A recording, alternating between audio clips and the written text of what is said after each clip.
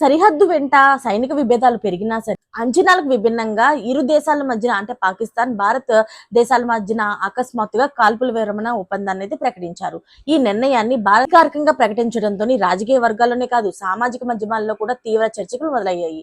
పాక్ ద్రోహ చర్యలకు బదులుగా మరింత కఠినంగా వ్యవహరించాల్సిందిగా భావించిన దేశభక్తులు భద్రతా పరులతో ఒక వర్గం ప్రధాని తీసుకున్న ఈ నిర్ణయం పైన తీవ్ర అసంతృప్తి వ్యక్తం చేస్తుంది. భారత ప్రభుత్వం కాల్పుల విరమణ ఒప్పందాన్ని ప్రకటించిన వెంటనే సామాజిక మాధ్యమాల్లోని నెటిజన్ల నుండి ఉధృతమైన వ్యాఖ్యలు వస్తున్నాయి. అయితే పాక్ ను ఓడించేందుకు భారత్ దూకుడు కొనసాగించి ఉంటే బాగుండేదని అంటూ చాలా మంది అభిప్రాయపడుతున్నారు. అయితే పహల్గామ్ లోని అమాయకులు చనిపోతే పాకిస్తాన్ కు తిరిగి గుణపాఠం చెప్పకుండా వదిలేయాలా అంటూ ప్రశ్నల వర్షం అయితే కురిపిస్తున్నారు.